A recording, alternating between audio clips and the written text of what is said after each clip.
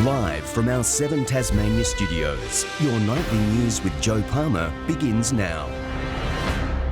Good evening, everyone. We begin with breaking news tonight, with 2 Liberal MPs announcing they'll be contesting for the position of Tasmania's next Premier. It comes after days of speculation over who will replace Will Hodgman, who announced his resignation on Tuesday. For more on the situation, we cross live now to reporter Ruby Kemain. Good evening, Ruby. So who's in the running to take the top job? Joe, we've just heard both Treasurer Peter Gutwein and former Health Minister Michael Ferguson will stand against each other for the leadership position. The Treasurer confirmed his plans late this afternoon, also revealing Jeremy Rockliff has agreed to stay on in his role as Deputy by his side. They've now joined forces, with Mr Rockliff saying Peter Gutwein is the right person to be the next Premier. Now, another pairing among the other contenders was also revealed this afternoon, with Infrastructure Minister Michael Ferguson confirming he's also put his hat in the ring, receiving support from Attorney General Elise Archer, standing to be his Deputy Premier. So Joe will have to now wait and see how the voting will unfold. Let's take a look at how this uncertainty played out throughout the day.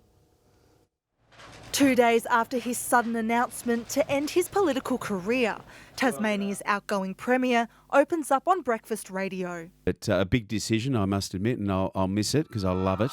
But I think the time's right. I'm not sure what's next. Honestly, I've not lined anything up and haven't thought about it for a minute because I wanted to give the job I'm doing 100% to the very end. And the government now open to new leadership. Peter Gutwein and Michael Ferguson both putting their hand up.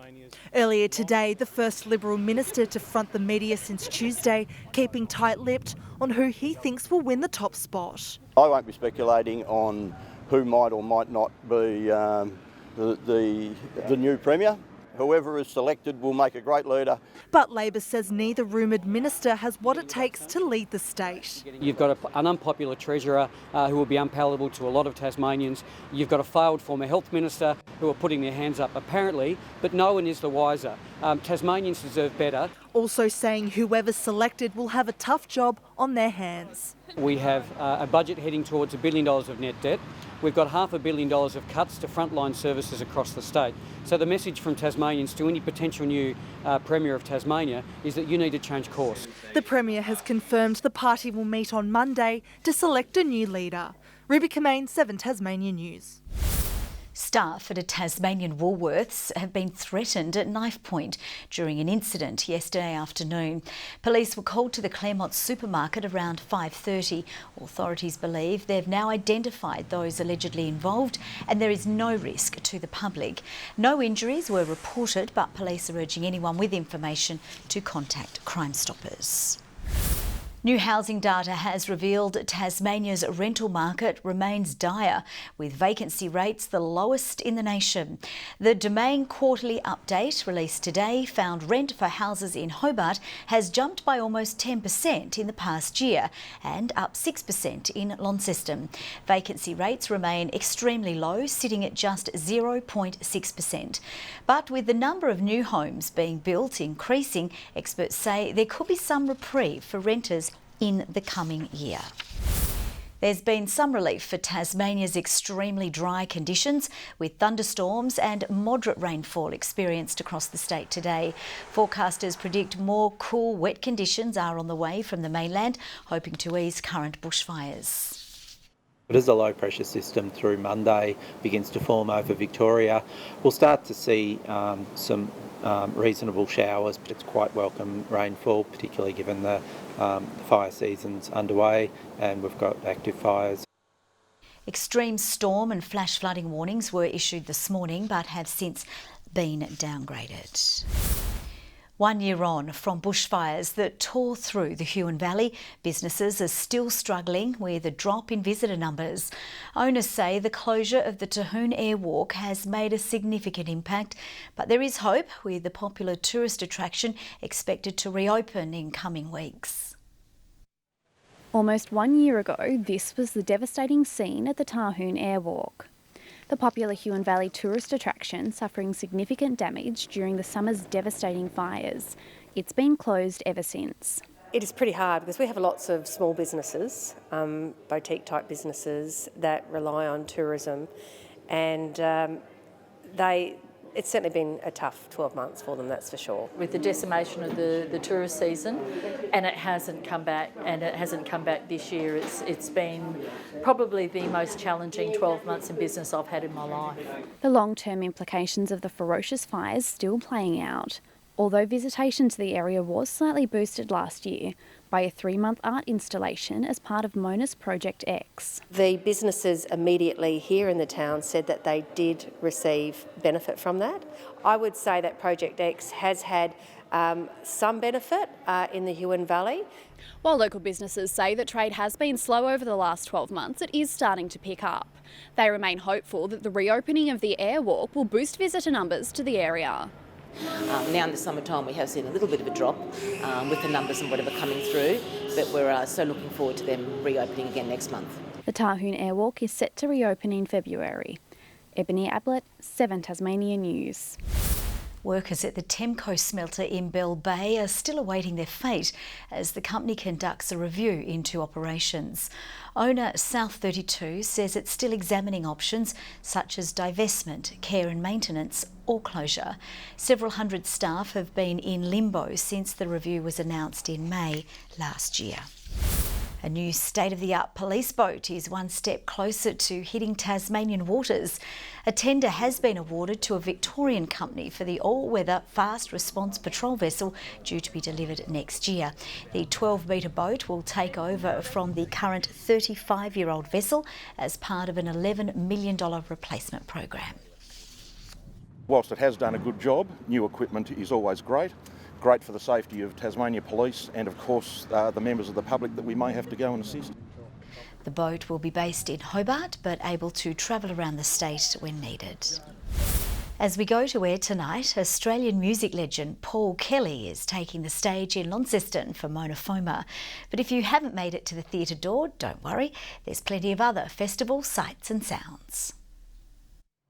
It took just a day to build, but Mona Foma's latest instalment is a millennia in the making. For me, Huts does away with a lot of the stuff that was written about our people. The hut is a modern take on those used by the Palawa people. Aboriginal architect Samantha Rich from Wiradjuri country on the mainland is among the collaborators. Challenging, interesting and by far my favourite project that I've been able to work on. Pelts line the floors, feathers adorn the ceilings, eucalyptus fills the air, and for those who book to visit, people can come in and they'll be served a meal whilst they're listening to the soundscape, which runs for over an hour.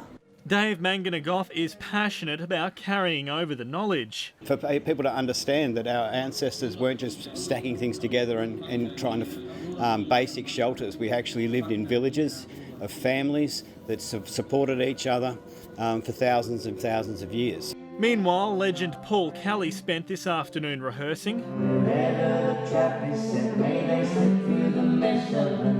The show, titled 13 Ways to Look at Birds, leaves the classics by the wayside.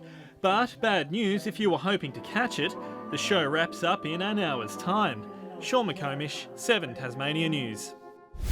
One Hobart resident has today celebrated her 101st birthday. Vera Jones spent the special afternoon enjoying the milestone surrounded by her family and friends. Thinking back, she says the secret to her long life is hard work and like good any people. other day? Yeah, just like any other day, mate. I feel no older. Vera's happiest memory of those years is the day she met her boyfriend. They were together for 60 years. Tasmania's trip to the National Cricket Inclusion Championship has wrapped up, with the Tigers going down to Victoria by 74 runs in their final game today in Geelong.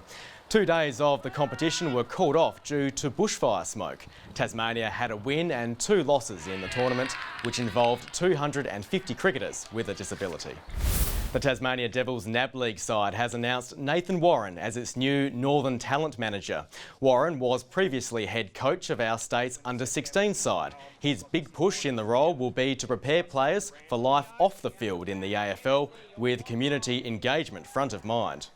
take kids into the hospital, you know, Easter time and that, and get the brand out there. And because if they do get drafted, that's things they're going to have to do. They've got to get comfortable with it, get comfortable being uncomfortable. Warren is also looking to promote the Devils brand as the state builds towards a senior AFL team. It's the second major appointment during the off-season after Cameron Joyce took over as development coach in November. To tennis, the Hobart International has lost one of its major draw cards, with number 2 seed Garbiñe Muguruza pulling out due to illness. The 2014 champion had only just defeated Tunisian qualifier Ons Jabeur after coming back from a set down. Former world number 1 Garbiñe Muguruza was in unfamiliar territory in her second round clash, going down a set to qualifier Ons Jabeur. Adding to the frustration, rain delayed the match for close to 3 hours. The time off court didn't spark the Spanish favourite. She claimed the second set, but the decider went to a tiebreak. Muguruza was even on the verge of defeat, but she survived the match point, eventually fending off the Tunisian threat to claim a narrow 3-set victory. But today she succumbed to a viral infection, handing Russia's Veronika Kudermetova a free pass to the semi-finals. In other games, China's Zhang Shui has advanced to the semis as well after a straight sets thrashing of American Lauren Davis. Zhang was convincing in the opening stanza, racing to 6-1 with little resistance. Fans rugged up as the weather changed, but the momentum didn't. The tournament's 4th seed needing just 90 minutes on court as she claimed the second set 6-4 to seal the win. And tonight, Aussie Lizette Cabrera is facing 3rd seed Elena Rybakina after the Kazakhstani defeated France's Elise Cornet last night. Tasmania's reigning All-Star Mile champion Mystic Journey has suffered a minor setback as voting opened today for this year's race. The 4-year-old mare will miss several days of track work due to a soft tissue infection. But trainer Adam Trinder says she is back walking and is on the mend. The public can now vote for which horses they want to see take part in the $5 million race, which is running at Caulfield on March 14. Mystic Journey is one of 2 Tasmanian nominees, along with the Scott Brunton-trained Mandela Effect. Tasmanian cyclist Nicole Frayne has been caught up in a crash in the Women's Tour Down Under. With only 3 kilometres to go in the opening stage from Hahndorf to Macclesfield, the Launceston rider was among 3 to go down at the rear of the peloton. She crossed the line 2 minutes and 7 seconds behind the stage winner, Chloe Hosking.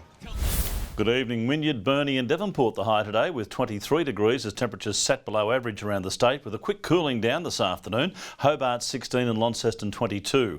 Flinders Island, St Helens and Smithton 20. King Island and Strahan 18. Friendly Beaches, Grove and Ouse 15 degrees and Lyoweeney maxed out at 12. Cloudy statewide with the best rainfall to 3 p.m. being 17 millimetres at Mount Seymour. Thunderstorms with a low pressure trough remain active over eastern and central New South Wales and Victoria. More were active over western and central WA as well. An onshore stream brought cloud to the southern coastline of the nation.